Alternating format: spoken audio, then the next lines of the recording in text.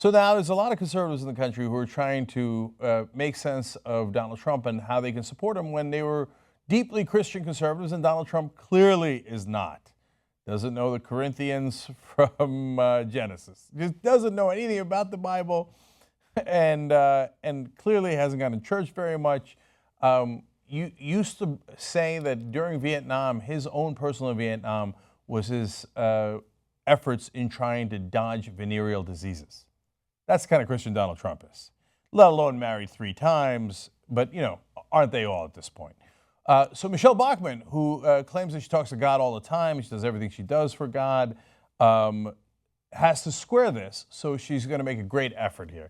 First, she says that it turns out, thanks God, it turns out God chose Donald Trump. She explains, when it comes down to it, Trump may have been the only candidate who could actually defeat Hillary.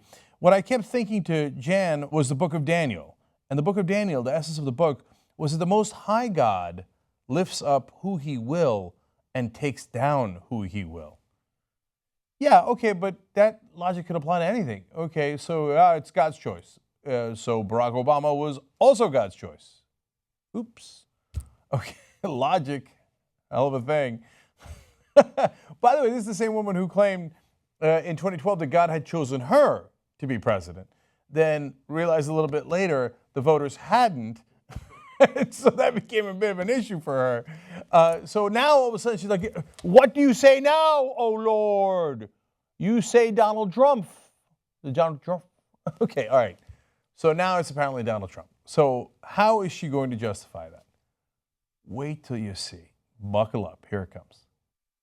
I'm not here to certify who he is spiritually. I know that he's churched. He has a churched background. But I think what I liked is that he had 1950s sensibilities and that he's very much common sense. Yeah. And Dr. Dobson, when we were in our private small little group meeting, Dr. Dobson brought up the issue of religious liberty, religious freedom, religious expression, and that is the number one issue for Christians as being under attack. And Dobson is right. And this was an issue that Trump said, I agree with you. I believe that, and I believe that Christians have the right to say this. He even said, I don't understand. He said, when I was growing up, everybody said Merry Christmas. Even like Jews would say Merry Christmas. He said, in New York City, there's a lot of Jews, and they would even say Merry Christmas. Here we go again. Oh, geez, Lord mercy. My Jews? They're so painful, man. So, but look, I think that is very indicative of how they think. I'm going to get back to that in 1 second. I just want to touch on the first couple of things she said. He's churched. He's churched. It almost sounds like a form of punishment. You've been churched, okay? But the funny thing is, he's not churched at all. He couldn't find, I guarantee you that Donald Trump has been in more strip clubs than churches. Take it to the bank. So he's also strip clubbed. Okay, but my favorite part of that, other than my Jews, was he has a 1950s sensibilities. Isn't that what I've been telling you on the show the whole time? Fox News, for example, is trying to recreate 1955 because a lot of their voters are super old white males who are like, oh yeah, so great when we were in charge, when they were my African Americans and my Jews, and I do whatever I want with them. And that's why Donald Trump in that rally said, hey, there's my African American, and here we go again with that same language, my Jews.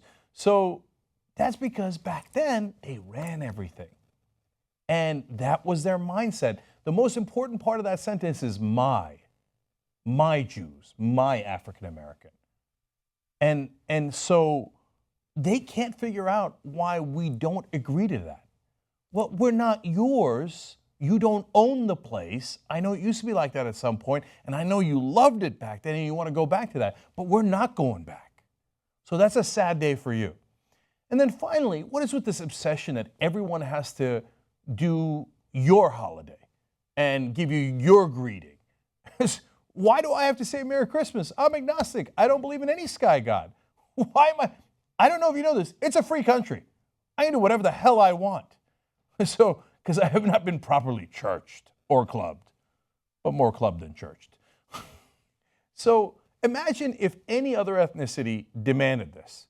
Like, for example, they're Jews. If Jews were like, okay, you have to say Happy Yom Kippur. Say Happy Yom Kippur. Well, that would be so preposterous. So Look, if I want to say Merry Christmas to you because it's not my holiday, but it's yours, and I appreciate that it's your holiday, and it's a perfectly lovely one. Secretly, we also do Christmas because we like the presents and we like Santa. Okay, Merry Christmas! But that's a different thing when you force people to do it. So say Merry Christmas! Say it! It doesn't seem very merry, does it? It would be absurd if any other group demanded it. It's equally absurd when these people who think that they talk to the sky god also demand it. We're not your Jews. We're not your African Americans. This is all of our countries, not just yours. And if you don't like that, that's a sad day for you.